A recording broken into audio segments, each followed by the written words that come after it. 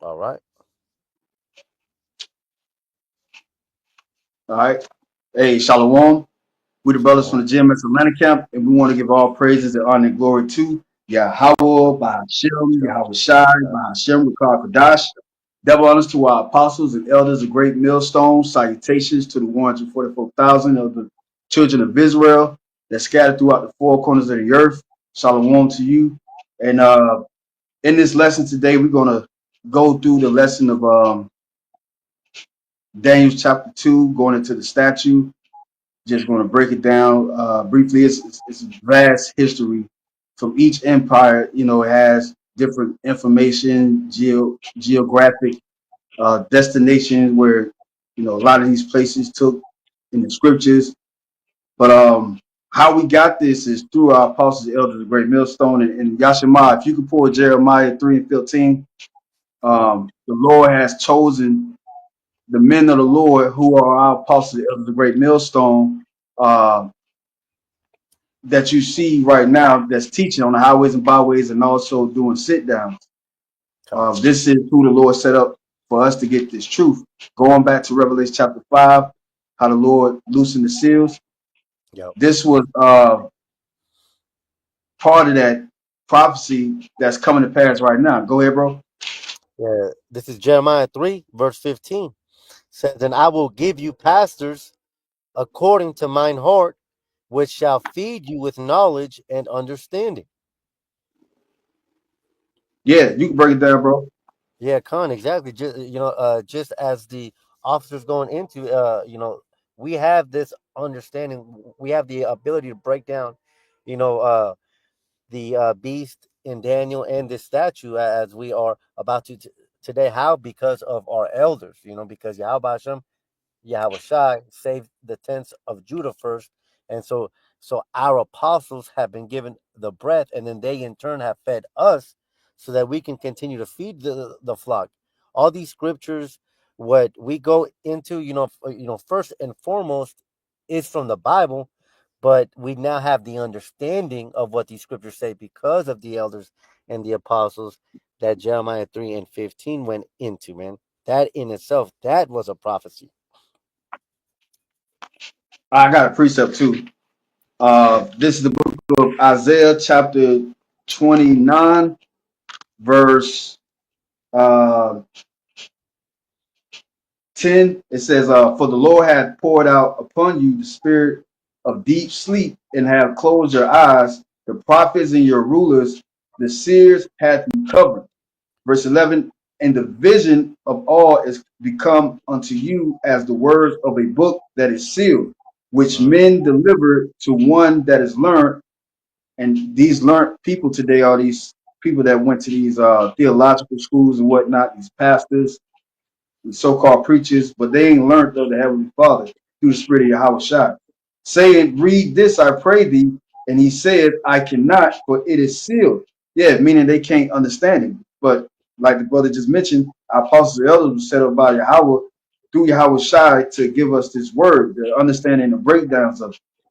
Verse 12, and the book is delivered to him that is not learned, saying, read this, I pray thee. And he said, I am not learned. Verse 13, wherefore the Lord said, for as much as this people draw near me with their mouth and with their lips do honor me, but have removed their heart far from me, and their fear toward me is taught by the precepts of men. Yeah, prosperity doctrine that mainly our people, Israelites, so-called Negroes, Latinos, Native American Indians, are teaching to the Lord's people, which is of your tribes, but they ain't teaching the right way.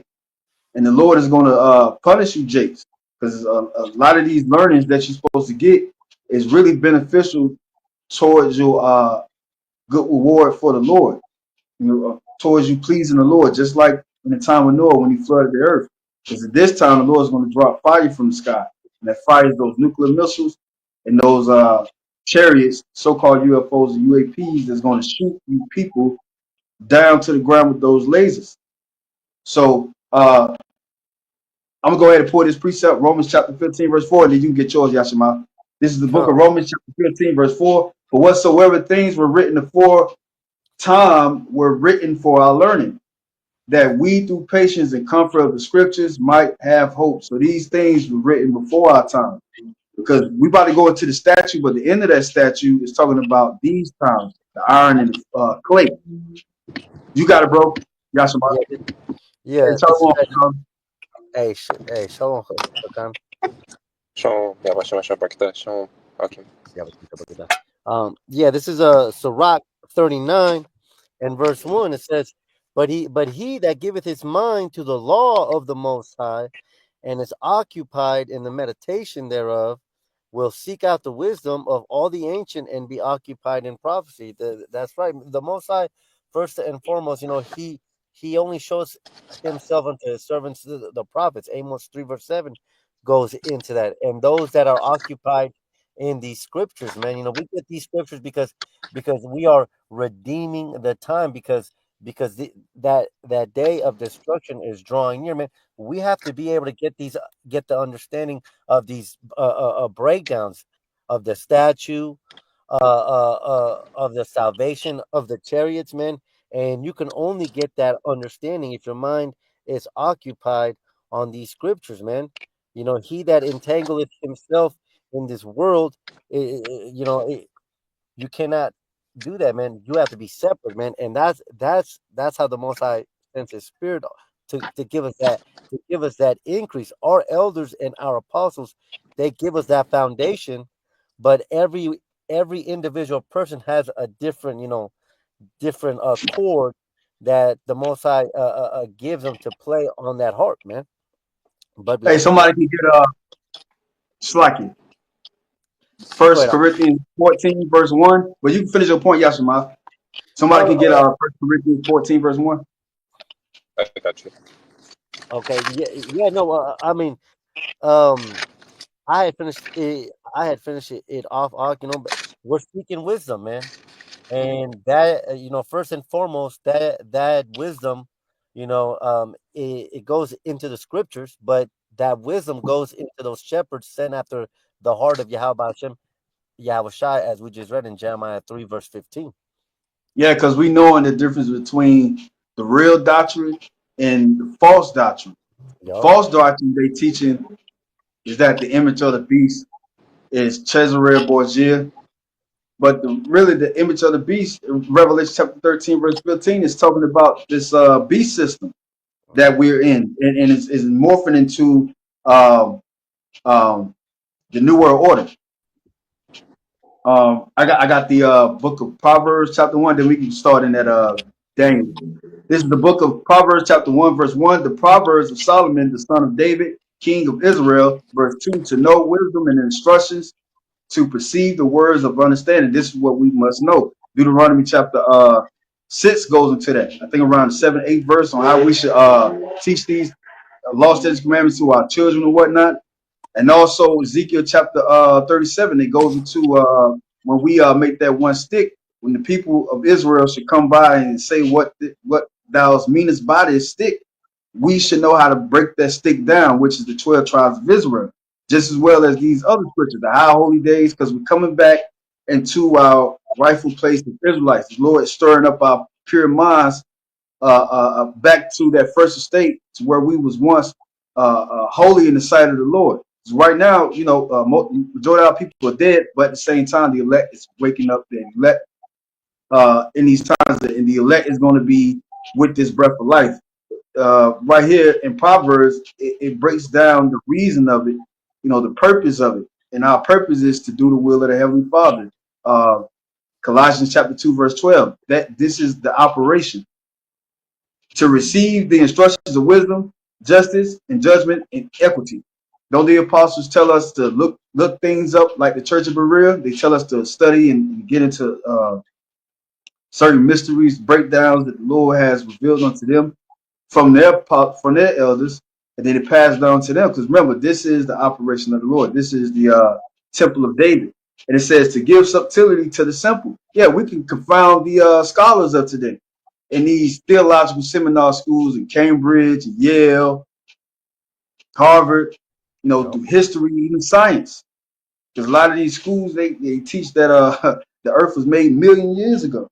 But they know the true knowledge that man history only goes so far back as 5,000 years, No. or damn near 6,000 years. In the book of Ezra, it's talk about the 10th part. I think in the book of Second Ezra, chapter 10, talks about the 10th and the 12th part. It's talking about a duration of time. And we in the end part of this time, which is going into that third day. Yo. So right here it says, verse 5, a wise man will hear and will increase learning, and a man of understanding should attain unto wise counsel. To understand a proverb and the interpretation, the words of the wise and their dark sayings. We understand the dark sayings of what we're about to go into, which is that interpretation of the dream that King Nebuchadnezzar II had in the time of the Babylonian Empire ruling. You can go ahead, Yashima. Come. Did you want me to get that Daniel too? I think the brother Hakan got it. Yeah. Come. Start at verse 31. Con. Do you want me to the Any First Corinthians information 14? you got, Yashima, go ahead and pull it. Okay, Con. Yeah. So before we get into the precepts, of course, we'll give the background. King Nebuchadnezzar the second, has a dream, and so he calls all he calls the Chaldeans, which are the wisest of the men, in the Babylonian Empire, to interpret the vision that he had, but they couldn't do it, and so this king's about to destroy all of the wise men, and when you go into the first chapter in Daniel. Daniel was one of those wise men from the tribe of Judah that was taken from Jerusalem onto the Babylonian captivity. All right. And so Daniel's about to be slayed, but Daniel prays unto the Most High, as we brought up on that Sirach 39 verse 1. He kept his mind on the scriptures, and he called out unto Yahweh Hashem, Yahweh Shai, and he gave him the vision, man. And Yep. it, it's it, it's it's a direct parallel with the same thing happened in Egypt. Pharaoh had the dream, and Joseph had to interpret it. Why? Because as we just went in, the Most High is not dealing with these nations. He's not dealing with these Christians. Every time a king has an interpretation, it takes an Israelite to break it down. Because as Wisdom of Solomon 7 goes into it, it is a pure influence flowing from the Most High, entering only into righteous souls, and we are those righteous people. So now Daniel is going to give the interpretation to this king about what his dream was. Go ahead. Oh, and then uh Kabash said he wanted me to go ahead and get some history. The time that this is happening is around the year 603 BC, because when you go into the first verse, it says in the second year of the king's reign, King Nebuchadnezzar, he sat on the throne after his father, which was Nabopolassar. Napoleon. He died Yeah. on 605. Yep. He sat on the throne on 605, and so verse 1 says 2 years into that reign. So this is going to be happening around 603 BC, during the time of the Babylonian captivity. Okay, by this time, the Assyrians had already taken into captivity the 10 tribes, the so-called Hispanics, and the indigenous Native Americans. Um, but go ahead, Ak. I didn't mean to cut you off. No, that was good. That was good. Uh, Go ahead on that Daniel too. Con. All right, sure. This is Daniel's 2, verse 1. And in the second year of the reign of Nebuchadnezzar, Nebuchadnezzar dreamed dreams, wherewith his spirit was troubled, and his sleep brake from him. Jump down Then to the verse 31 if you Con. can. All right, Con. This is the book of Daniel's 2, verse 31. It says, Thou, O king, sawest, behold, a great image. This great image, whose brightness was excellent, stood before thee, and the form thereof was terrible. This image's head was of fine gold, and his breast and his arms of silver, and his belly and his thighs of brass, his legs of iron, his feet part of iron and part of clay. Thou sawest till a stone was cut out with thy hands, which smote the image upon his feet that were iron and clay, and brake them to pieces. All right, stop it right Now, there. So, uh, how was King Nebuchadnezzar or Babylon, ancient Babylon at the time, or Neo Babylonian, was the head of gold? And I got a little history on it. If brother want to, get some information on it too. We're just going to go through this briefly. So, um, it's going to break it down more into explaining the statue. The more the brother read in the book of Daniel chapter 2, but I'm gonna get a little information about how uh, the head was fine gold, and no other nation after that, the nation of Babylon, was compared to it. Now, it says right here, Neo Babylonian Empire around 616 BC, King Nabopolassar took advantage of the fall of the Assyrian Empire to bring the seat of the empire back to Babylon. It was his son Nebuchadnezzar II who led Babylon back to its former glory. Yeah, the former glory when Babylon was up, many generations, many centuries ago. Even going back to when those Canaanites ruled in Babylon, it was once the high regarded kingdom. But over the course of time, Babylon started to wane, and then you had other conquerors to come through, like Syria and the Kassites. They started to rule in that area, then the Euphrates and Iraq, which is modern day Babylon. Around the Mesopotamia and the Levant area. But right around, like the brother said, 605, 603, that's when ancient Babylon started to come into place. And then it started to exceed the first Babylon. Even going back to Nimrod, when he was ruling Babylon, they had some type of statue. But in this particular era of King Nebuchadnezzar II, Babylon exceeded over all these nations, including Israel. So right here it says Nebuchadnezzar II ruled for 43 years. He was a great military leader and expanded the empire to include much of the Middle East, all the way to the Mediterranean Sea. This included the conquering of the Hebrews or Hebrew Israelites and taking them into slavery for 70 years, as told in the Bible. Under Nebuchadnezzar's rule, the city of Babylon and its temples were restored. It also became the cultural center of the world, just like America is. America is the culture center of the world. Everybody wants to be like America. This is how it was in ancient Babylon. Just like during Hammurabi's rule, which was a Canaanite, like I mentioned, in the time of his era.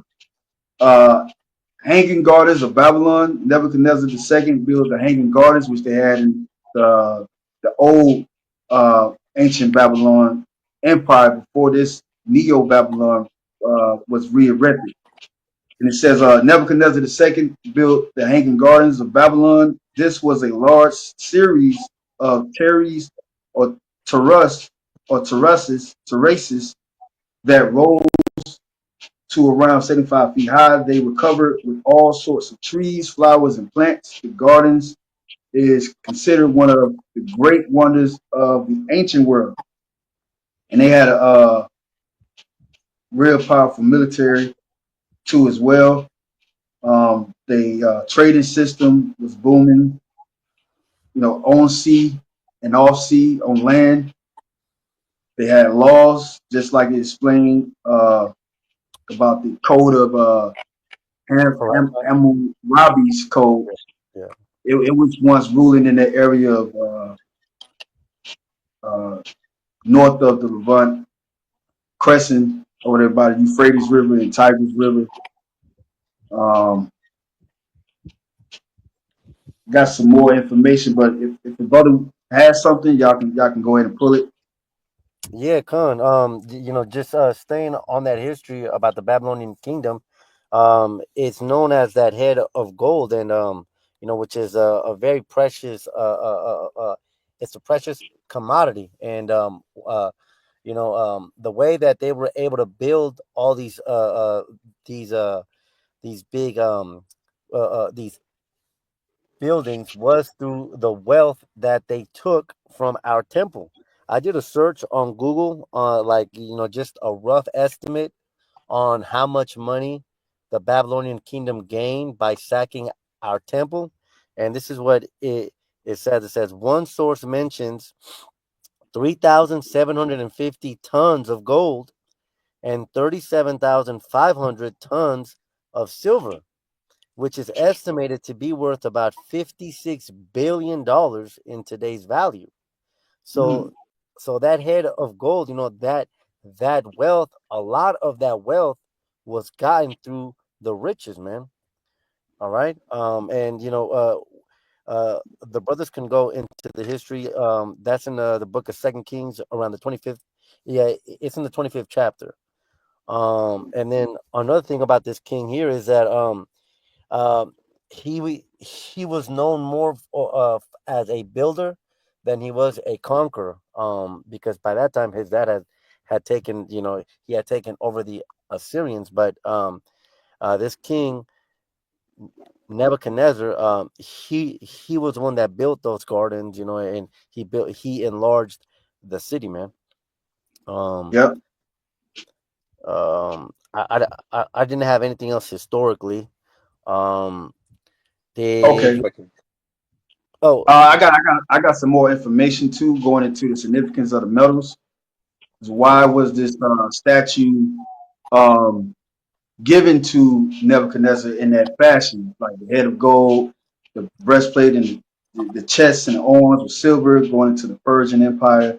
And it also links up with the precept of Daniel chapter 7 too, going into the different beasts.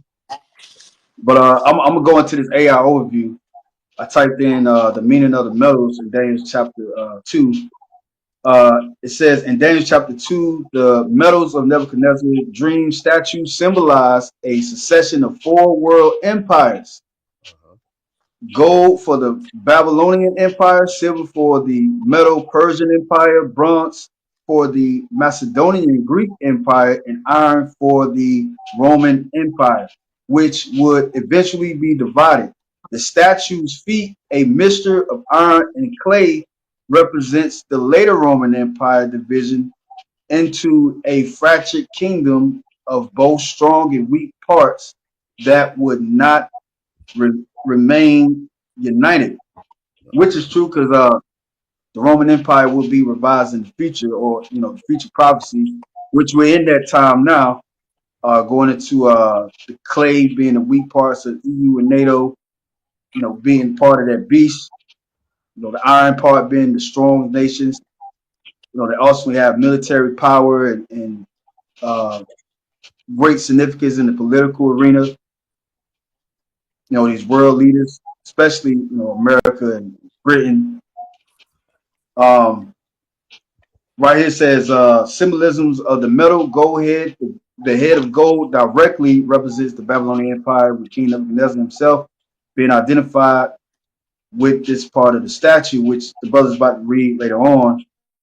Um, and like we went into, gold is way more significant than silver because silver is a rare commodity metal that was used back then, as money and means of trade, medium exchange, not this paper dollar. Hell, the paper dollar or the U.S. currency, which is the world reserve currency of the world today, which is in a decline, by the way.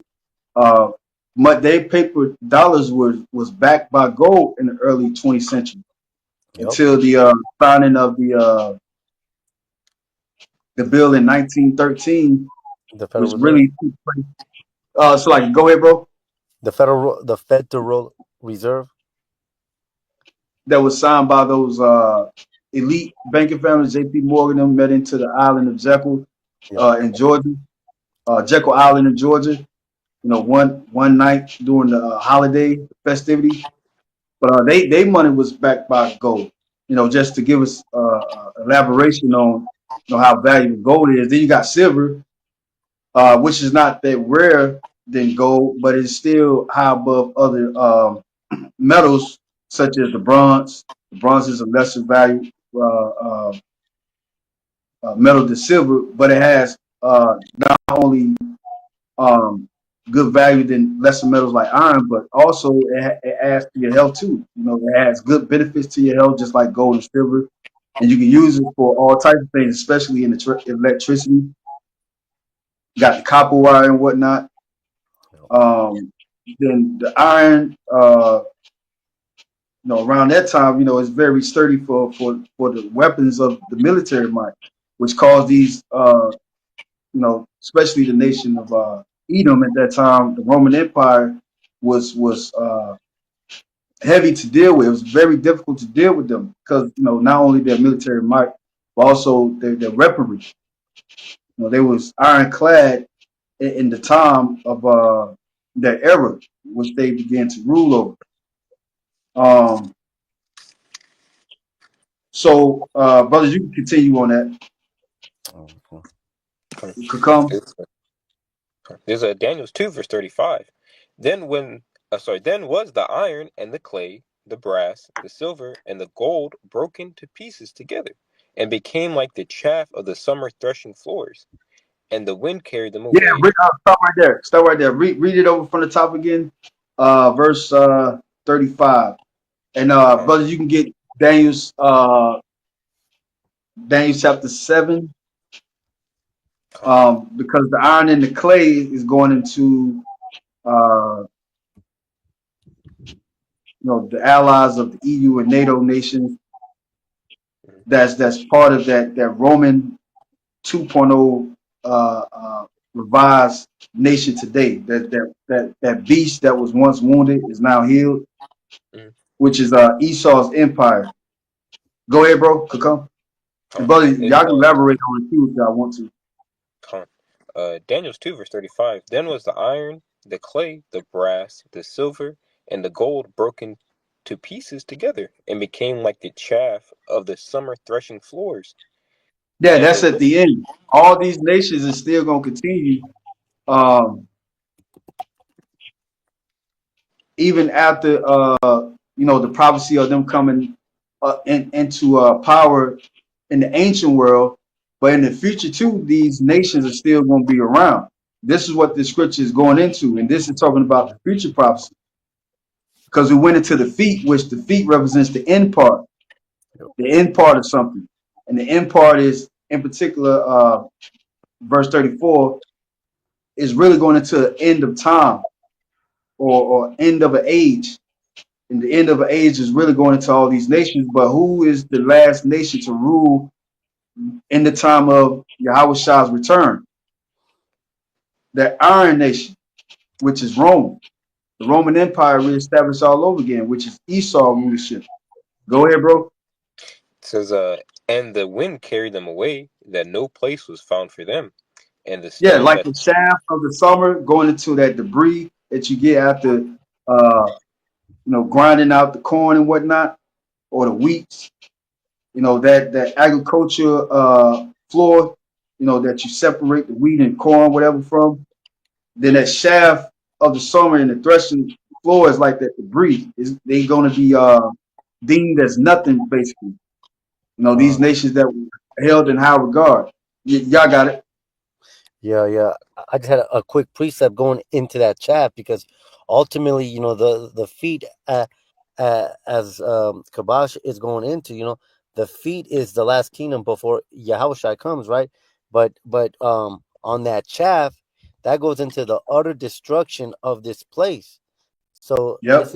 this is Jeremiah 50 verse 13. It says, "Because of the wrath of Yahweh, Bashem Yahushai, it shall not be inhabited, but it shall be wholly desolate. Everyone that goes by Babylon shall be astonished and hiss at all her plagues." Right. So that chaff, goes into that. There's going to be nothing left of any of these empires. There ain't going to be no There ain't going to be no time for the Babylonians to come back, for the Greeks to come back, for China to come back, or for Russia to come back. It's chaff. It's done. Once Yahushua comes back, it's done. Um, you said you wanted that Daniel 7 on that fourth beast. Uh,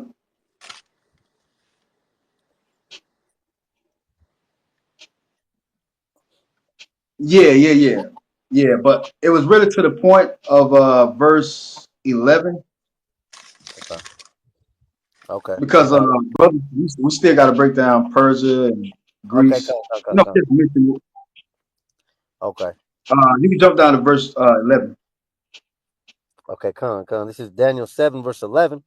It says, I beheld then because of the voice of the great words which the horn spake, I beheld even till the beast was slain, and his body destroyed and given to the burning flame. As concerning the rest of the beasts, they had their dominion taken away, yet their lives were prolonged for a season in time. Yeah, so I beheld then because of great words which the horn spake. That horn is talking about America, which talks about it uh, in verse 8, going into the horns. The horn is signified or is a symbol of power. That's the meaning of the word horn in a dark saying. Um, and it went up against the three little horns. Matter of fact, I'm gonna read it. Verse 8, it says, I considered the horns, and behold, there came up among them another little horn, which the other little horn is talking about America. The horns is talking about French, Britain, and the Spanish that was coming over here colonizing America, Yeah. or the Americas before it was called America. But you can say the land of the Northern Kingdom tribes, in particular Gad and Reuben and Issachar, so-called Native Americans, so-called Seminole Indians, and so-called Aztecs. Yeah. And it says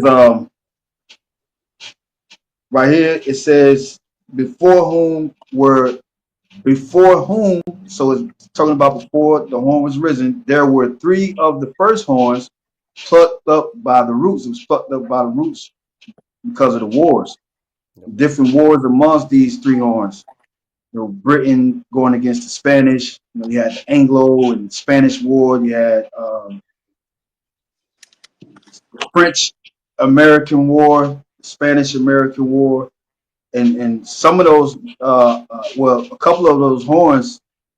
I think the Spanish and the French was on the side of the horn, the little horn that came up and went against the other horn, which is Britain. That's how the American Revolution came about, 1776. So right here in verse 9 it says, I beheld till the thrones were cast down, and the Ancient of Days did sit, whose garment was white as snow, and the hair of his head like the pure wool. His throne was like the fiery flame, and his wheels as burning fire. A fiery stream issued and came forth from before him. Thousands ministered unto him, and 10,000 times 10,000 stood before him. The judgment was set, and the books were opened. Verse 11, I beheld then because of the voice of the great words which the horn spake. Talk about America. I beheld even till the beast was slain and his body destroyed and given to the burning flame, the nuclear destruction. Like the brother mentioned about the shaft of the threshing of the Solomon threshing floor.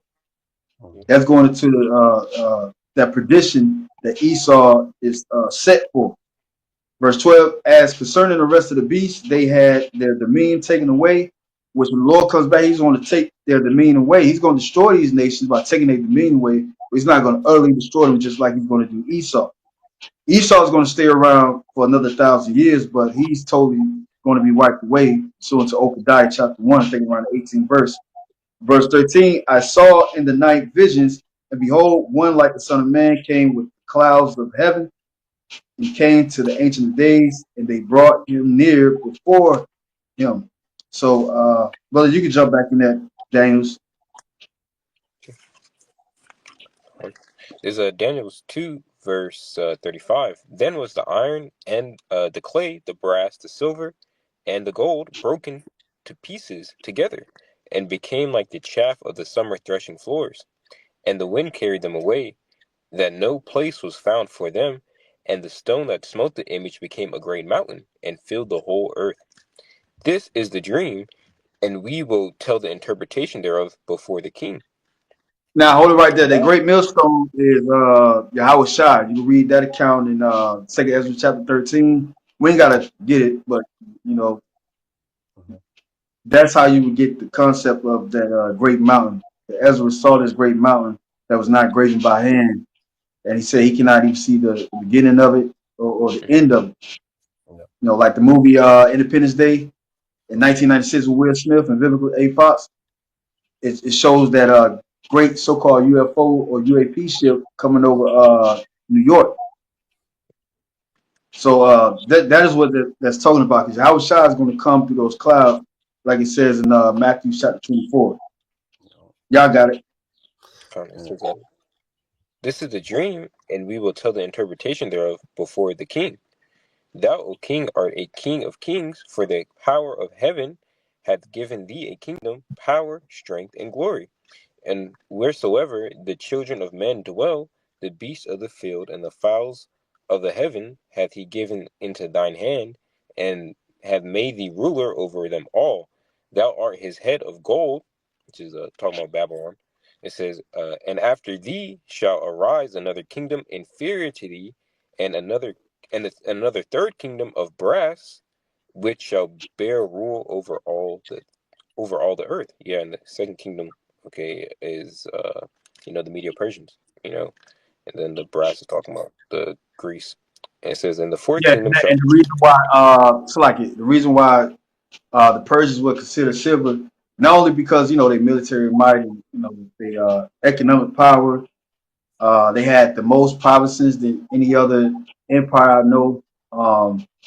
They had what 120 provinces that they ruled over, and also too they allowed Israel to rebuild their temple and consider their ways with the heavenly Father. Mhm. So they was considered as silver, the lesser metal than gold, but at the same time,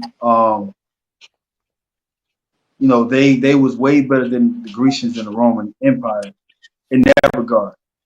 Yeah, Yeah. Y'all got Yeah. Also, if I can add, while we're on the subject of the history of the Medo Persians, the Medo Persians, man, yeah, just like the Aqua was going into, they basically you can accredit them to creating counties, because what they would do is they they would set up these counties, and then they would set up what's called satraps, or a governor for each county, and that satrap would then report unto the king.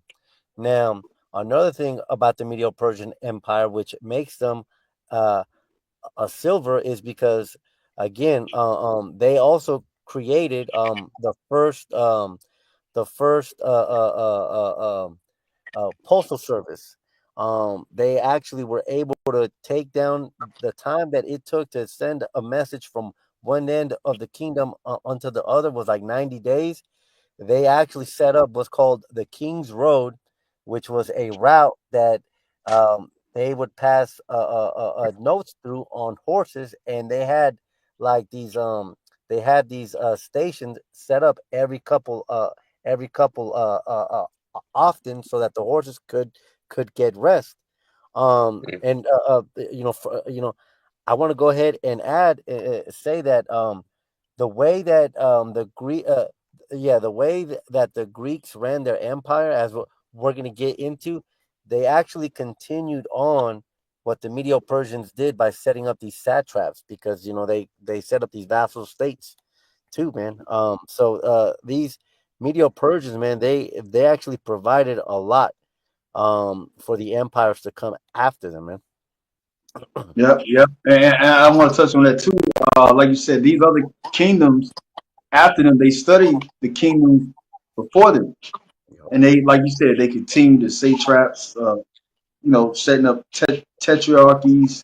throughout their empire, their military style, so they can continue their legacy, until somebody, bring them down, which no empire ever thinks that. But, they accumulate all these other empires before them that was great, the information and you know, uh, how they ran the empire, and they take on those customs, just like the Romans did with the Greeks. Sure. So y'all got it. Yeah. Yeah, Go ahead. Did you want to add something? yeah, you got. I'll go after you. If you're fine. Oh, yeah. Just for the sake of covering all bases, the Medes were a Japhetic people, and then the Persians were what would be the modern day Iraqis. All right, and as you see on the statue, You said uh, the modern day Persians. Say Persians. that again. The Per- Iranians. yes, yeah, kind. Yeah, yeah. No, But they're they ruled for much longer than the Babylonian did, because the Babylonians only ruled for 66 years. The Medo-Persians ruled for 208, man. So there was this kingdom was the biggest kingdom to exist up until that point, man. Um, Go ahead. Yeah, just going to the size of the Medo-Persian Empire is if I was looking up, they say it was double the size of Babylon. You know, and if you go to Daniel 7, it speaks about having the three ribs. You know, Babylon, Lydia, and then Salakia. The last one is Egypt. Babylonia and Egypt. Egypt, yeah. You had it to where Cambyses got Egypt, which is the son of Cyrus. And then you had Lydia. Cyrus went up against the king of Lydia at the time to gain that land. So the Medo-Persian Empire was massive. And the reason why the arms are silver is because that was actually main, way how they were trading was with silver at the time. Go, So it was a very vast empire. go. Um, You got it, Go brother. ahead with that game too. Come on. Daniel's 2, verse 39. And after the three shall arise another kingdom inferior to thee, and another kingdom of brass, which shall bear rule over all the earth. Which that brass talking about the Grecian Empire, which is from Macedon all the way to the Indus Valley. You know, Go, you know, and the Grecian Empire it used a lot of brass weaponry. So that Alexander the Great conquered the whole known world. In 12 years, according to First Maccabees, the first chapter. You know, yeah. Yeah. And those Greeks, man. That's where these Edomites say that what's the word, that society started. Yeah, yeah. But I mean, as we just brought up from the Babylonian kingdom, man, that Hammurabi code, that I mean, that that was a big deal too, man. But we know that Esau Edom likes to put themselves on a pedestal, and they like to claim that they are yeah, as good, man. civilization started with Greece. Yeah, that's off, man. Talking about civilization started with the Greeks. No, it didn't start with y'all. It started with Israel. It started with the Adamites. Mhm, All mhm. these other nations, even though they had the hammer mover up Rabbi code, and Babylon had their administrative office, Persia, they Yup. still was no comparison with us. Like the brother mentioned, the magistrates they tried to interpret the dream of Nebuchadnezzar, the left hand side of the priesthood. That all of those was copied or duplicated from how the kingdom of Israel was set up. Yeah. Y'all got Another thing about these Greeks, man, like, it really is a fallacy to say that civilization started with them, because when you look at the history of the Greek Empire, man, it was really like more than 100 territories called polis, man. And so they were all trying to fight against each other. That's not civilized. You had 100 different people trying to fight against each other. And what these polis, these city states, what they did is they would get together by creating these packs called leagues, right? And so from those 100 polys, you had the three big leagues, which were Athens, Sparta, and Thebes. And between those three, Athens and Sparta was starting to become the uh, the the ones in control until Philip the Second, which is Alexander's dad. He came and he took them out, and then he started his own league called he took out those three leagues, and then he created what's called the League of Corinth, and that's when all the Paulies were finally under one rule, which was Philip the Second. But that's not a civilization, man. That is to the contrary. That's actually utter destruction, man. And the brother brought up first the book of the first chapter in Maccabees. I could, When you read it in the seventh verse, it says many evils were uh, uh, uh, multiplied on the earth, man. That's not civilization, man. That's complete death, man. yeah. Um, did you have something else? Yeah, if I can add, it says, which shall bear rule. The last end of the verse says, which shall bear rule over all the earth. That's how, the Hellenistic period or age came about. Where Jake started turning the Gentiles, sewing his foreskin back on, worshiping these other gods, giving up the ways of their forefathers, man. Which Jake's been doing that, but it got to a heavy point where Jake forgot their heritage, during that time. I have a precept. I got Daniel 7 and 6. Yeah. It says, Daniel 7 verse 6, after this I beheld, and lo, another, like a leopard, which had upon the back of it 4 wings of a fowl. The beast had also 4 heads, and dominion was given to it. Yeah, that leopard going back into Alexander the Great of the Grecian Empire, man. Him coming back into power. A leopard conquers or can go a long distance while running and cover a lot of distance. Hence, Alexander the Great, conquered the known world in 12 years. You know, look about it says 12, 13, but scripture say 12. So 12. It says it's 4 wings. He had 4 generals. Ptolemy, Seleucus, Cassander, and Lysimachus. Las- You know, Yep. and out of those two, the main two, you had Seleucus and Ptolemy. So that also goes into that brass, man. You know, Uh, yep. Yep. Hey, Yeah, they coins they use much of coins back then. Lesser form of money in the Bronx, where just like they doing right now with this green dollar. They still selling gold and silver, but they using paper dollar as a main medium of exchange amongst people in the silver world. You go to the grocery store or whatnot. It's the same thing that their forefathers did. It says right here, ancient drachma or drachma. In ancient Greece, the drachma or drama, drachmae or drachmas was an ancient currency unit issued by many city states during a period of 10 centuries from Urartic period throughout the classical period, the Hellenistic period up to the Roman period. Greece, when it was ruled by Alexander the Great, really came after that Bronze Age. But they still using bronze at this time too. The ancient drachma originated in Greece around the 6th century BC. The coin, usually made of silver or sometimes gold, had its origins in a battering system that referred to a drachma as a handful of wooden spits or arrows.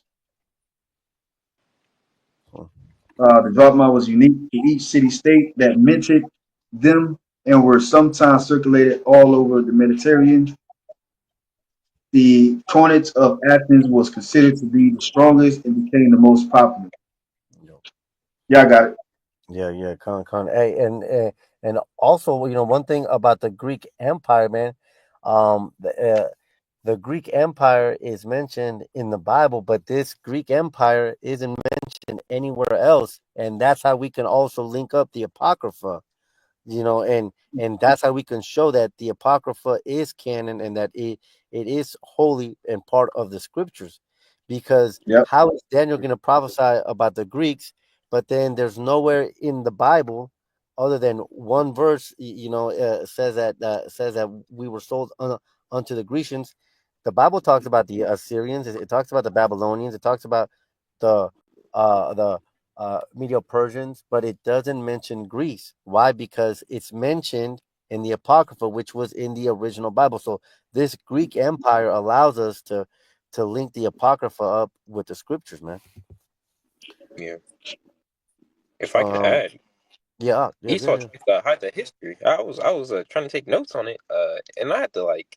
I was a website. The guy's talking about how there's no history of the Bible and the Grecian Empire. I was like, man, come on, he's gotta be lying, bro. You know, I was like, come on, man. I was like, yeah, yeah. it's like good.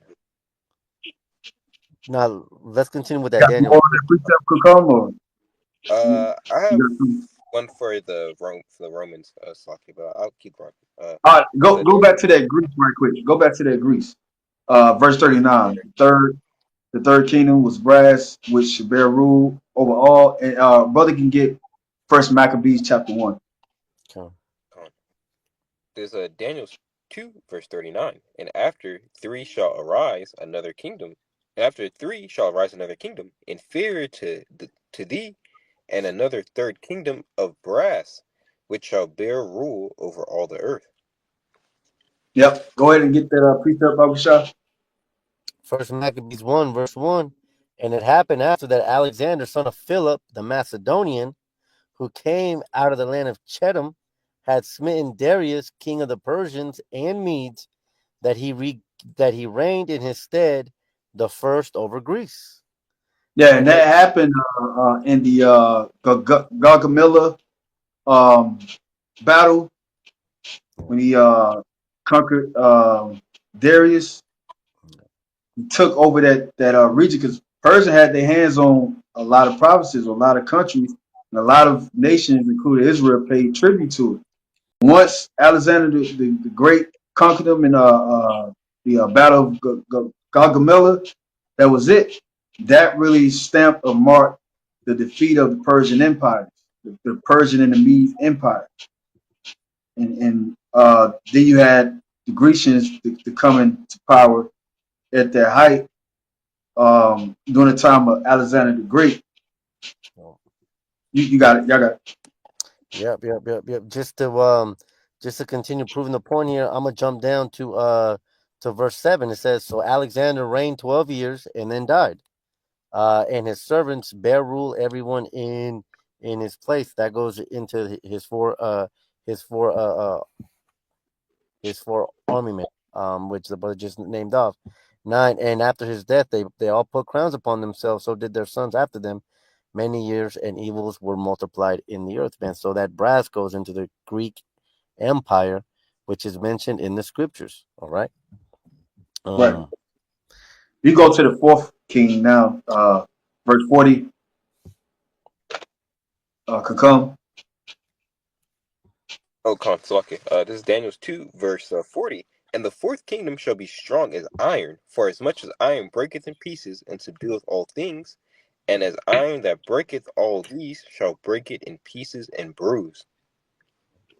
And so that's talking Okay. about Rome. Yep. Yeah. Yeah, And elaborate on it too. Brothers got Yeah, information on it. go ahead. I'm gonna let you go But first. I got the information. Rome. I want y'all Oh yeah. You want to go first, Joshua? Yeah. Rome. They officially took out the Greeks around 63 BC at the Battle of Pompeii.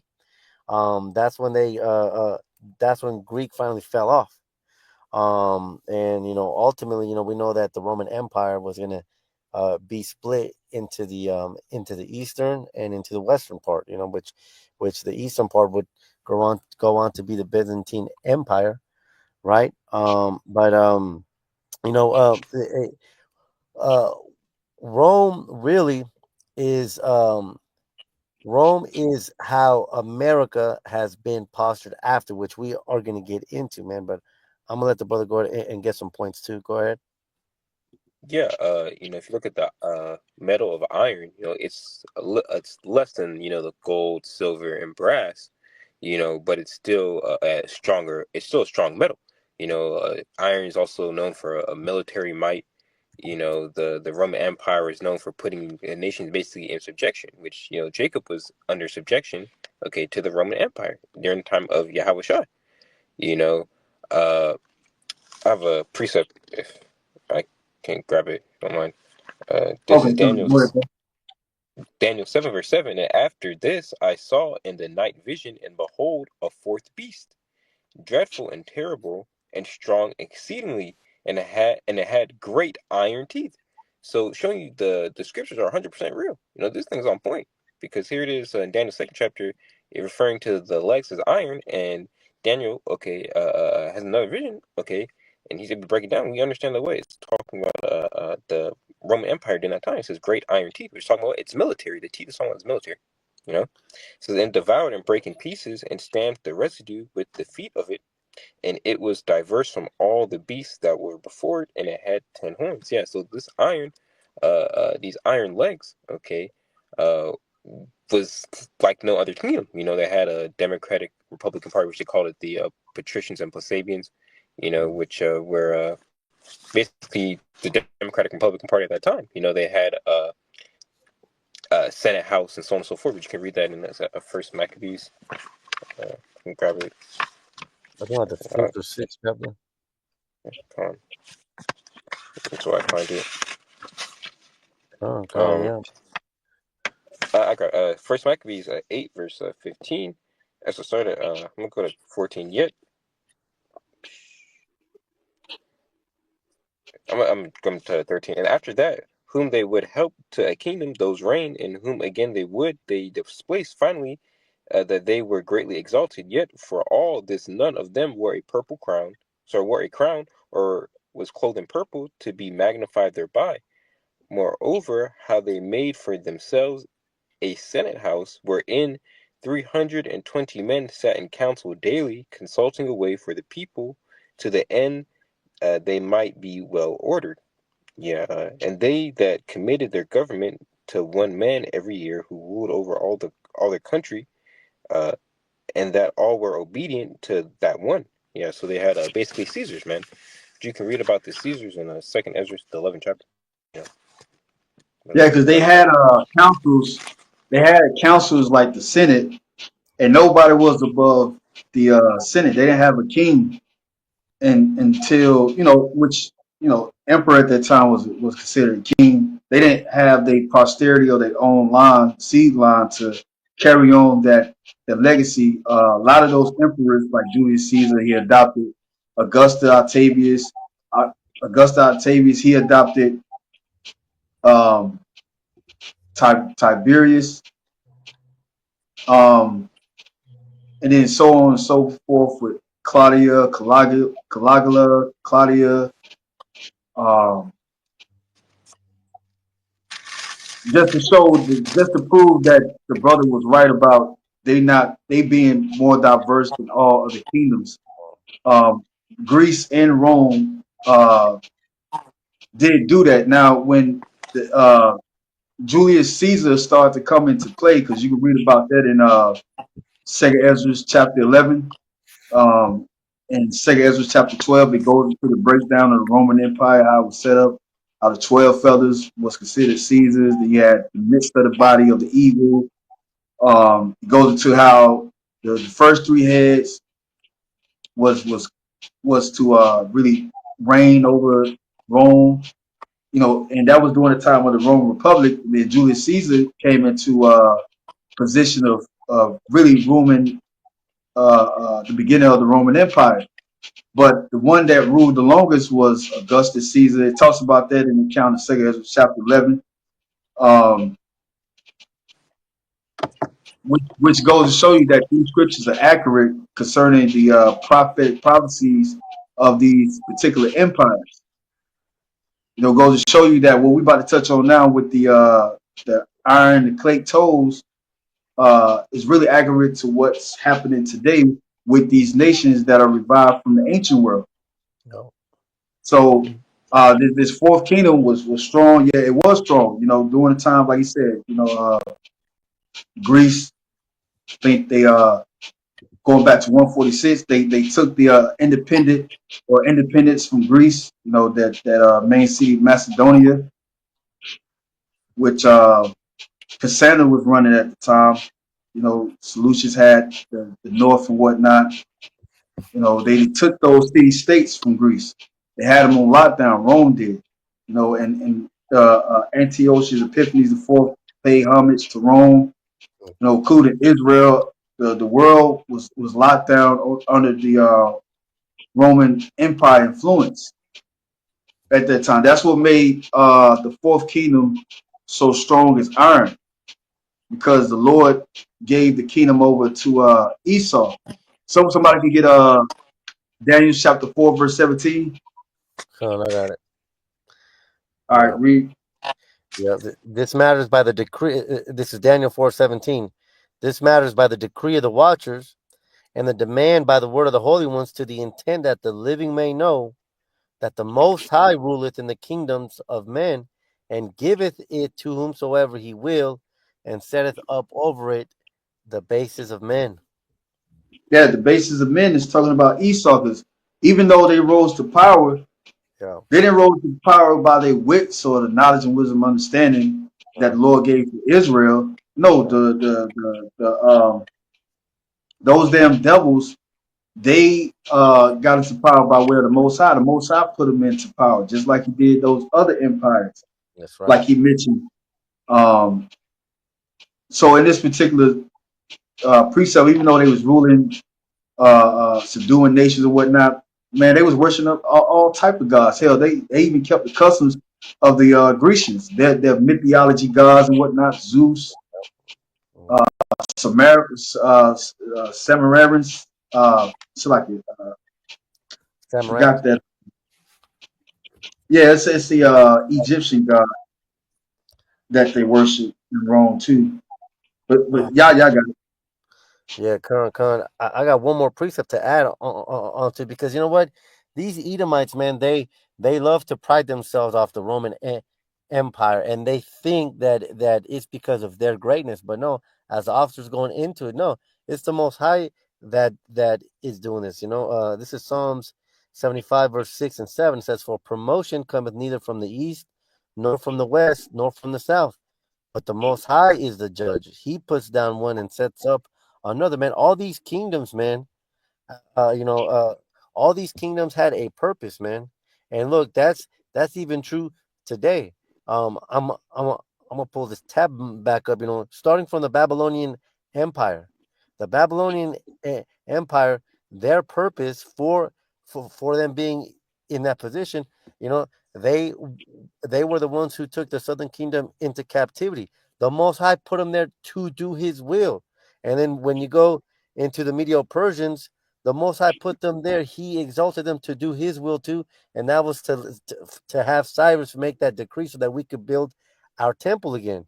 And then Yeah, the Greek, I want to mention this too. So like go ahead. Serapis, the Greco-Egyptian god. That's what Rome was keeping that custom going and throughout their era too. Him depicting him as a savior and whatnot. Our people worshiping Serapis and whatnot, Zeus, Hades, which our people came up with those mythology gods at that time. Because with their rule, he also had an influence. Do as the Romans do. Yeah, Y'all got it. Which really broke down in particular not only the world but also Israel. Israel was affected by it because we are the people of the Lord. come Y'all man. got it. And also too, I want to mention I got the taxes of Rome, how they taxed our people. They made that peace treaty with us, but then it says in Daniel chapter 9, verse 27, goes to how they would break that covenant and how they would Right. go up against her. During the time of the Roman invasion, the so-called Jewish, but it was really a Jew revolt against the Roman Empire since AD all the way up to 73 AD when Domitian totally took us down, including outskirts of Israel, Masada and whatnot, where Jake was scattered to. The Romans, they besieged us. And then that's how they conquered Israel. Yeah, got it. I got one more precept for that's on mine. This is Go ahead. Okay. Second Ezra 12, verse 11. The eagle, actually, sorry, 10. And he said unto me, this is an interpretation of the vision. The eagle whom thou sawest come up from the sea is the kingdom which was seen in the vision of thy brother Daniel. So, Lord expounded onto Ezra what he didn't expound onto Daniel. But it was not expounded onto him, and the eagle's talking about the Roman Empire. But it was not expounded onto him. Therefore, now I declared unto thee, behold, the day will come that there shall rise up a kingdom upon earth, and it shall be feared above all the kingdoms that were before it. You're talking about the Roman Empire. The same legs, iron, talking about in Daniel's second chapter. Yep. Mhm.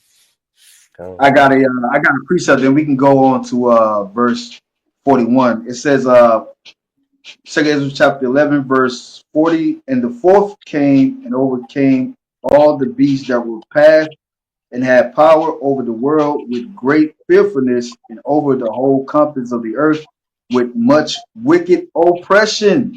Going into how that fourth beast break it in pieces and bruise these nations.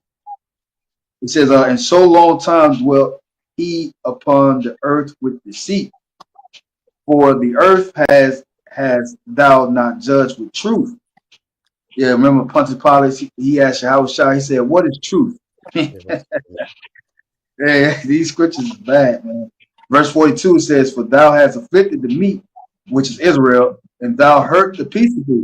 Thou hast loved liars and destroyed the dwellings of them. Yeah, because they was making all type of backdoor peace treaties, deals with Israel, these Israel leaders, Pharisees, Sadducees, they was doing wicked. Even in the time of the Hasmonean dynasty, after the Maccabees, they started to get in bed with Rome, get in bed with Esau, which ultimately it was like the state of peace for Israel at the time, being an independent state from the Roman Empire and away from the Grecian Empire. But that still stirred up Jake doing wicked. And it says, verse 42, for thou hast afflicted the meek, thou hast hurt the peaceable, thou hast loved liars and destroyed the dwellings of them that brought forth fruit, and has cast down the walls of such as did thee no harm. Yeah, the besieging of Israel, warning up against us, even going into the time of Nero. They was harassing us, claiming that we burnt down the city. Then they start pursuing us. We had Vespasian and his two sons, especially the Titus and whatnot. They was putting us in these arenas, these coliseums, to be a spectacle of entertainment to the people at that time that was Roman citizens. Yep. Having us fight lions and gladiators. Yep. And it says, and they was putting the hit out on us, man. Every nation started to go up against us when the Romans started to go up against us. Yep. And it says, verse 43, therefore is thy wrongful dealing come up unto the highest, and thy pride unto the mighty. The highest also have looked upon the proud times, and behold, they are ended, and his abomination are fulfilled. Uh-huh. And therefore appear no more, thou eagle, nor thy horrible wings. That's when the Lord brought them down. Yep. And the point I want to reach to is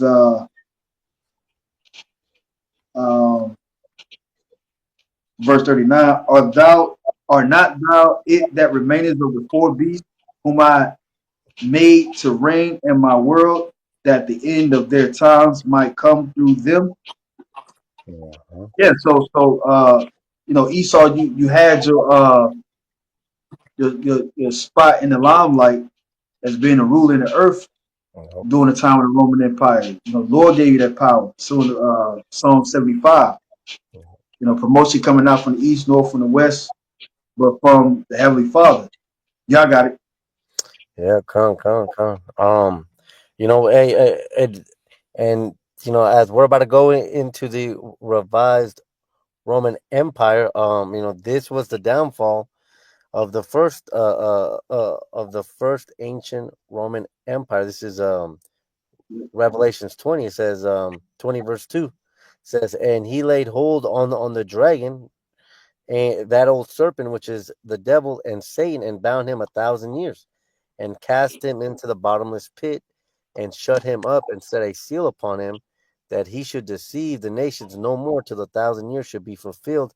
And after that, he must be loosed for a little season. And that's going into the fall of the ancient Roman Empire, which fell around here 476 A.D. and then started the Byzantine Empire. That's what those 1,000 years are going into, is when these Edomites fled into the Caucasus Mountains and hid, because the Most High put that zeal on them. These people weren't in control. But furthermore, on that last part, it says, till the 1,000 years be fulfilled, and after that he must be loosed a little season. And that's what we're going to get into next on that verse 41. I'm gonna Yeah. okay, there's Daniel's 2 verse 41. And whereas thou sawest the feet and toes, part of potter's clay and part of iron, the kingdom shall be divided. But there shall be in it of the strength of iron, for as much as thou sawest the iron mixed with miry clay. And as the toes of the feet were part of iron and part of clay, so shall the kingdom be partly strong and partly broken. And whereas thou sawest iron mixed with miry clay, they shall mingle themselves with the seed of men, but they shall not cleave one to another, even as iron is not mixed with clay. Come, Uh, come. And that's going into where we are today. That's yeah, going into the revived Roman Empire. Um, uh, I'm gonna Yep. start at verse 41, because it says the feet and the toes. What are those toes? Those toes are the EU. But the EU, it started back in 1957. It started as the EEC, the the the European Economic Community. Mhm. Huh. Matter of fact, And uh, I'm go gonna ahead. touch on the commentary Yeah. of verse 41. Yeah. Right here it says,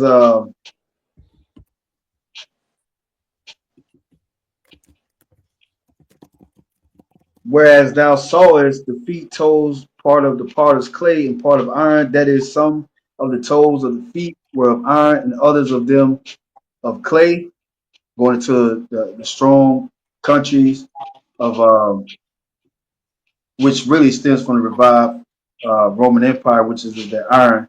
Is back into their positions in the future prophecies, which is these last days. And you got the clay being the weak nations of this, 7 heads and 10 horns. And says, and others of them clay, these toes, which are 10, as the toes of men, are designed 10 kingdoms. Now, this is going back into the old 10 horns in the Roman Empire. It says, into which the Western Roman Empire was divided by the coming in of the Goths, Huns, Vandals, in places of different places of Spain, France, Germany, and Vandals into it, and are, that's just to name, some of the states that Rome took over, which was part of that 10 horns. Okay. and are the same with the 10 horns of the beast and the 10 kings which gave their kingdoms to it. Now they refer this to Revelation chapter 13, verse 1, but in Revelation chapter 13, it really goes into the latter day part of the 10 horns and the no Slakia, the 7 heads and the 10 horns, which Revelation chapter 13 and Revelation chapter 17 goes into. But this clay in the iron of the toes is a future prophetic prophecy, which the brother is reading about. Y'all got it. Okay. I got a precept. If Yeah, go ahead. is Revelations 13 verse 3, and I saw one of his heads as it were wounded to death, and his deadly wound was healed, and all the world wondered after the beast. It's talking about Rome falling, but it came back again today. As NATO and the EU. America is the woman that rides upon the scarlet colored beast. I got another one. I got the Revelation 17. Uh, Yeah, yeah, yeah. on this Revelation 17 verse 11, and the beast that was and is not, even he is the eighth, which talking about America, and is the seventh that goeth into perdition, which goes into Daniel 7. It says, and the 10 horns which thou sawest are 10 kings, which have received no kingdom as yet, but receive power as kings 1 hour with the beast. Which No. that 1 hour is like 41.6 years. Yeah, And then from 1957 to year 2002. That's when they added more countries to the EEC, which that name was changed around 1990. Yeah. EU went to European Union in 1990 or between 1990 and 1994. That's when they changed that name. Like the brother said, EU being The part of the East. 10 horns and NATO. Oh, mhm. Um, going into the years, and like Apostle Rumla said in his video, uh, Esau is basically on borrowed time because that hour been over. You oh, know, during the time of the coming in of the year 2000. yeah, yeah, okay. Revelation chapter 17 goes to that. And I think that brother mentioned it about how they rule with the beast for an hour Yeah, because they don't got total power, but they have power as kings. yeah, They are part of the moving and shakers of the earth circle. Y'all got it. yeah, yeah, yeah, yeah. And that's exactly what's going on today. America and the EU. Because as the scripture says, it says that the kingdom shall be divided, man. And we saw a good example of this kingdom being divided when America blew up that pipeline. What was it? Was that the what was the name of that pipeline from Russia? The North something, Yeah, Oh, with yeah, Ukraine, yeah, when they was, the Nord yeah. Stream, I think the Nord pipeline. Stream. There you go. That Nord Stream pipeline. Yeah, America blew that pipeline up for them to further their goals, and they are part of that. They are part of those 10 toes, man. And so that's how they are divided. It says, "For as much as thou sawest the iron mixed with miry clay," and it goes into the weakness. It goes into the weakness of this country. And Spain, Spain, that's part of the 10 horns. They was against America putting their stable coin into the big oh, beautiful bill. yeah, They was yeah, against it, but yeah, Spain don't have no power like America. yeah, Political power, uh, financial power, and even going into the military power. yeah, So you can totally see the difference of the iron and the clay of the toes. yeah, yeah, yeah. They don't get along. They're at odds, man. But at the end, that's why Babylon has to be destroyed because they are the one that are in control of this place. And this is how we can prove it, by these by these historical facts, this is how we can prove that the iron and clay is the revived Roman Empire, which is America today. It Hey, brother, says, can you pull up that? Can you pull up the poster of the yes, dragon, the scarlet dragon, and it has the yeah, outline of the the 7 heads and 10 horns. The 7 heads is the Grecian Empire, the Roman Empire, yeah, Spanish, Germanic Minor, Germanic Major, France, and Britain. yep, yep, Those are the 7 heads. And then you got EU, the 10 horns, Belgium, Italy, which NATO and EU, they both share the same countries. yep, Denmark, Luxembourg, Netherlands, Spain, Portuguese, Italy, West Germany. All those nations are intermingled with each other right now and making the world turn with their policies, yep, and political power, and military might. yep, yep, yep, yep, yep. Y'all got it. Yeah, man. Going back on that 41, did you want to grab some points on that? Uh, I got the. Go ahead. Go ahead, bro. Colin, I got that Revelation 17:13 goes into their one. These have one mind and shall give their power and their strength unto the beast, the 7 heads and 10 horns. Going back into what you're saying, Spain, not going along with the stable bill and so on and so forth, and America has more power than them. This Yep. they're going to go with America because it sits upon the beast. It And sits upon that beast being what, NATO? That beast being NATO, because the harlot is sitting on top of the beast, which Yep. that beast is these other nations which make up NATO. Okay. But like you said, they rule with the with the beast for hour. They gave their power over to the beast.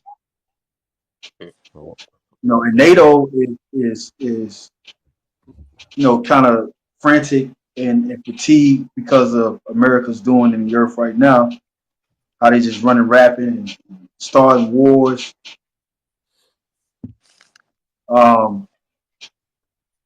You started off verse 42. Could come. called yeah. Okay, Tom, we could go ahead and finish it out too. Well, any brothers had any more information on the toes and the clay, oh, iron, Marvin clay and iron? yeah. I just got a quick one, going into that clay because that clay also goes into depth. That's how this place is being made weak. You go Habakkuk into chapter that. 2. Yeah, you go into that chapter 2 verse 6. That word clay, says, "Shall they not take up a parable against thee that laden himself with thick clay?" Well, that word clay is I bought yacht, which it goes into a big debt, man, and who has a huge debt. I mean, at this point, the American debt is like a running joke, man, and so these are identifiers in the scriptures that we can point to who this is, to who the 10 toes are, man. You know, but Yep. yeah. Go ahead, Art. That was it Yeah, on that. a lot of these nations, especially America, they in debt right now.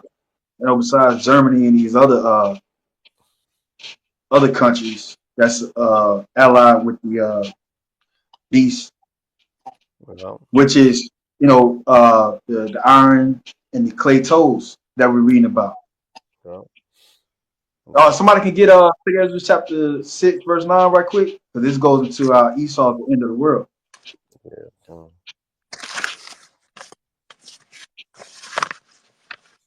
The And then, second brother, interest you can just continue reading after this. Could come. Yeah. Y'all got it. Y'all got it. This is Second Ezra 6 verse 9. It says, "For Esau is the end of the world, and Jacob is the beginning of it that followeth." Come, man. Yep. This is Esau's kingdom. This is his heaven. This is his earth. It says, "Woe unto the inhabitants of the earth" in Revelation chapter 12. where it's talking about Esau in that particular scripture. Yep. That's a prophetic saying of the Lord destroying Esau. The angel, Archangel Michael fighting in the heavens to get this dragon. Yeah, those fighter jets and these so-called, space stations that Esau has up in the heavens, they're going to fight against the angels of the Lord. This is the time that we're going into. The makeup of NATO is really to so-called militarize. Well, in other words, not militarize, but protect the earth. Off the concept of America views and whatnot. Everybody think America is a safe place to dwell in, but really, it's a damn warmonger. It's all about blood and greed. Nahum chapter 3 goes into that. War into the bloody city. Yep. It's talking about Esau, but NATO, that's what NATO purpose is. Along with those countries aligned up with that beast. They all about militarizing police state in the earth until they can conclude this new world order, how they want to set up. Because they have total power in their hands. And this is what we're going into, where the Lord is going to come back as a great millstone and crush the iron toes and the clay toes. You got it, bro. Daniel 2, verse 44. And in the days of these kings shall the power of heaven set up a kingdom which shall never be destroyed, and the kingdom shall not be left to other people, but it shall break in pieces and consume all these kingdoms, and it shall stand forever. The beginning of the kingdom of heaven. Isaiah chapter 9, verse 6. A child is born, the government is going to be on his shoulder. That everlasting father, wisdom counselor is part of his titles. Revelation chapter 19, the King of Kings, the Lord of Lords. Yep. He had a name that no man knew. Yep. This is what this scripture is talking about. His kingdom is going to be forever. Isaiah 45, verse 18, world without end. Yep. Y'all got it. Yep. This is the book of Revelations 2, verse 27. It says, and he shall rule them with the rod of iron, as the vessels of a potter shall they be broken to shivers, even as I received of my father. It's going into Yahushua taking all these kingdoms out, man. And just as a closing statement on my end, if you notice the statue, I'm gonna put it back up here. The statue, the foundation, which should be the strongest part, is actually the weakest part, man. And that's how you know that this place is through, man. So then look, at this time, man, with the understanding of who these empires are, man, our people got to get it together, man, because we are literally at the end of this thing. We read that in Second Ezra 6. But if you go up one verse, it says, just as fast as Esau came out and then came Jacob, that's how fast this place is coming down, man. Quickly, man. Quickly. Yep. Go ahead. Daniel 2, verse 45. For as much as thou sawest that the stone was cut out of the mountain without hands, and that it brake in pieces the iron, the brass, the clay. Yeah, that mountain is talking about the mountain is talking about the chariots of the Lord, and also the kingdom of Israel, because the Lord is going to bring the kingdom of Israel with his spiritual powers. We're not going to get the kingdom of heaven by way of carnal means. Because when the Lord comes back, he's going to come back with those great chariots, and he's going to break down these kingdoms in pieces. You got it. It says, the great power hath made known to the king what shall come to pass hereafter, and the dream is certain, and the interpretation thereof sure. Then the king Nebuchadnezzar fell upon his face and worshipped Daniel, and commanded that they should offer an oblation and sweet odors unto him. The king answered Okay, unto Daniel. that's it on that. No. Matter of fact, continue that. That's perfect. And somebody can get 2 Peter chapter 1 around 20 some verse. Matter of fact, I get it. But go ahead, finish on that because that ties into what we was going into in the beginning on how the Lord give us the mind or the cognitive according to Wisdom of Solomon chapter 17 verse 5. Go ahead, bro. Is Daniel's 2 verse 47. The king answered unto Daniel and said, of a truth it is that your power is a power of powers, and the Lord of kings, and the revealer of secrets, seeing thou couldst reveal this secret. Then the king made Daniel a great man, and gave him many great gifts, and made him ruler over the whole province of Babylon, and chief of governors over all the wise men of Babylon. Then Daniel requested of the king, and he set Shadrach, Meshach, and Abednego over the affairs of the provinces of Babylon, but Daniel sat in the gate of the king. Okay, that's it. But yeah, that's perfect, man. And we're gonna end off with a couple of precepts. Brothers ain't got none. I get one after the precept that I mentioned to you. But yeah, the brother was right on that. Daniel being a revealer of secrets because of the Lord. Somebody can get Amos chapter 3 verse 7, and I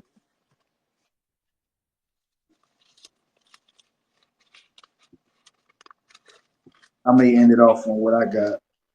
If the only brother got none.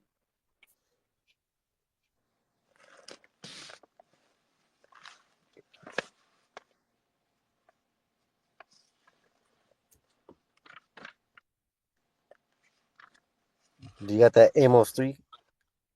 Yeah, Con. Unless you want to grab it, I got it. Go ahead.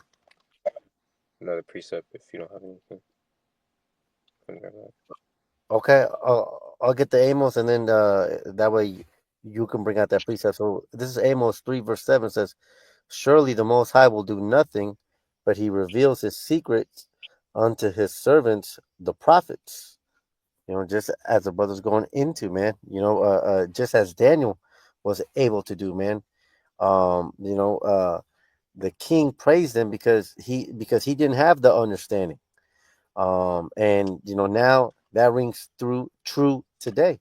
Ecclesiastes 1 verse 9. There's nothing new under the sun. Just as the Most High had an Israelite to give the understanding, now here again, the Israelites, so-called black standards, and his Hispanics, the Most High is pouring out his spirit on us so that we have that understanding, man.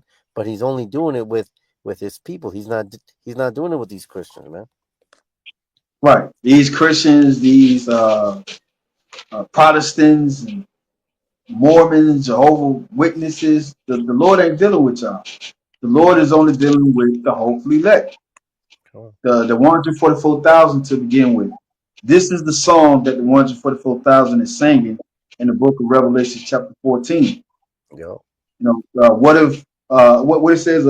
What is that Israel have not obtained, but the election have obtained it, and the rest was blinded? That's right. That's going into Isaiah chapter 6, verse 9 and 10. The Lord is only giving this truth to the chosen men in these last days, not only to get right through repentance by Yahweh Shai, but also knowing the breakdowns of certain mysteries and dark sayings in these scriptures Yep. to forewarn Israel what is to come. Y'all got it. Brother got a precept. Go ahead and pull it. To come. There's Jeremiah 9 verse 12. Who is the wise man that may understand this? And who is he whom the mouth of the Lord Yahweh has spoken? Sure, that's the point. Lord, speaks through men here upon the earth. Luke 1 verse 70. As he spoke by the mouth of his holy prophets since the world began. And that goes all the way to our forefathers to now. Because Lord's will be those men. Of Yahweh Bahashem Yahweh Shai. We have the testimony of Yahweh Shai, which is the spirit of prophecy. I got the book of Sirach, chapter 17, verse 5. It says, matter of fact, I'm gonna go to verse 3. He endued them with strength by themselves and made them according to his image. Matter of fact, I'm gonna go to verse 1. Sirach chapter 17, verse 1. The Lord created man of the earth and turned him into it again. You know, from dust thou art, to dust thou return, like in Genesis for Adam. Verse 2, it says, he gave them few days and a short time, and power also over the things therein. We just talked about, these empires being set up and how they ruled over the earth with power and whatnot for a certain time and age, then their kingdom declined and another one raised up. Verse 3 says, he endued them with strength by themselves and made them according to his image. It's talking about in particular the sons of God in these last days, Israelites, which were Adamites, but the Lord put the coat of arms of us in these days as Israelites. Verse 4, and put the fear of man upon all flesh, and gave him dominion over beasts and fowls. Verse 5, they received the use of the five operations of the Lord. That's how Adam named everything and whatnot in the earth, trees, animals, and whatnot.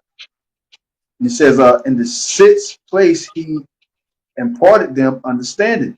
And in the seventh, speech and interpreter, it's like an interpreter, speech and interpreter of the cogitations thereof, meaning the mental faculties. That's how we can communicate and whatnot. Verse 6, counsel and a tongue and eyes and ears and a heart gave he them to understand. Withal, he filled them with the knowledge of understanding and showed them good and evil. He set his eye upon their hearts that he might show them the greatness of his works. Yeah, the Lord minds were towards our minds. It says Numbers chapter 6, that prayer, the anointing prayer. Um, the Lord make his face to shine upon us, the Yabaraka. How the Lord make his face shine upon us is by what revealing this truth to us. Remember, Yahweh Shai is their light in Genesis chapter 41. Going into Revelation chapter 5 again, the Lord loosening the seal, the Lamb loosening the seal, meaning what? He gave the understanding, he revealed the understanding. And through the Holy Spirit, we being revealed these understandings. It's by these holy angels that the Lord speaks back to give us these understandings through our teachers and elders that teaches us from great millstone. I got another scripture to wrap it up. His brother ain't got enough. This is the book of Numbers, chapter 24, verse 15. And it says in the Bible, the description of it, Balaam prophesies the star of Jacob. With the star of Jacob, he's talking about Yahweh Shai and the destruction of nations. The star going back to the dark sand of Revelation chapter 12, the star being the tribes that was left over there in Jerusalem. Okay. At the time of the Roman Empire, the red dragon. You also link where they get that concept of the stars being a metaphor for the tribes around the account of Joseph. I think in Genesis chapter 34, when he had the dream concerning his brothers bowing down to him. Yep. So right here it says, verse 15, he took up his parable and said, Balaam, the son of Beor, had said, and the man whose eyes are open have said. Now Balaam is this heathen of another nation that had, Yahweh Shai had dealings with this heathen to reveal to Balak, this damn Moabite that was hating against Israel when we was exiled out of Egypt to go into the promised land. He wanted Balaam, which was a heathen priest, to put curses on us, which that didn't come to pass because the Lord was with us. And also the Lord made Balaam to show Balak the end of all these kingdoms that was erected and had great power, but also that was against Israel. Verse 16, he has said, which heard the words of Yahweh and knew the knowledge of the Most High, which saw the vision of the Almighty, falling into a trance, but having his eyes open. Verse 17, yeah, the eyes talking about his mind. I should see him, but not now. Yeah, he's going to see him in the latter times when he comes through those clouds. Balaam going to be here, and also in the kingdom of heaven. I should behold him, but not nigh. Yeah, he's not going to be near the Lord. The Lord, when he comes back, he's going to come back in his full glory. Talking about Yahweh Shai. And also the saints, they're going to be as gods, and every knee shall bow, and every tongue is going to confess. But they ain't going to be near him. They're going to see that he's a righteous king outside of these kings that's ruling and destroying the earth. Right here it says, there should come a star out of Jacob, and a scepter shall rise out of Israel. Now, the scepter, well, the scepter is talking about Genesis chapter 49. The scepter should not Should depart not from depart from Judah, law giver from between his feet. This is talking about Yahweh Shai. And it shall smite the corners, meaning the leaders or the chief leaders of these nations, because Yahweh Shai is mentioned also as the cornerstone of Israel, the chief cornerstone. Oh, Shall smite the corners of Moab and destroy all the children of Sheth. Verse 18, and Edom should be a possession. Seir also should be a possession for his enemies, because Edom right now, he's on the loose. He's a slave on the loose. He's a fugitive. And Israel should do valiantly. Verse 19, out of Jacob should come he that shall have dominion, and shall destroy him that remaineth of the city. And when he looked on Amalek, he took up his parable and said, Amalek was the first of the nations. Yeah, the first of the nations, talking about these world leaders of today. You know, they call America first developed world country in the world. You got other countries that's less than America, and their GDP or the political influences and military power, third world countries, which is tributaries to the first developed countries. The Amalekites are these so-called Jews today, and they run the show behind the scenes, even though they set up these puppet leaders to make it seem like it says verse 21, and he looked on the Kenites, it's like it. Verse 20, and when he looked on Amalek, he took up parable and said, Amalek was the first of the nations, but his latter end should be that he perish forever. Yeah, that's all I got on that. But the point was made in this breakdown of Daniel chapter 2, from the head of the gold to the iron and the clay toes, going into the breakdowns of the ancient empires that once ruled, and also the future kingdoms of these particular empires, especially the iron uh, part of the statue, which is the revised Roman Empire, which is the rulership of Edom today, the so-called white man. So, Yashima, you can end us up. yeah, Khan. Yeah, hey, so hopefully this has been edifying unto the body. And we're going to close out by giving all praise, all glory to Yahweh, Bahasham, Yahweh Shai, Yahweh and double honor to the elders and the apostles of GMS who taught us this truth. And until the next one, Shalom. Shalom.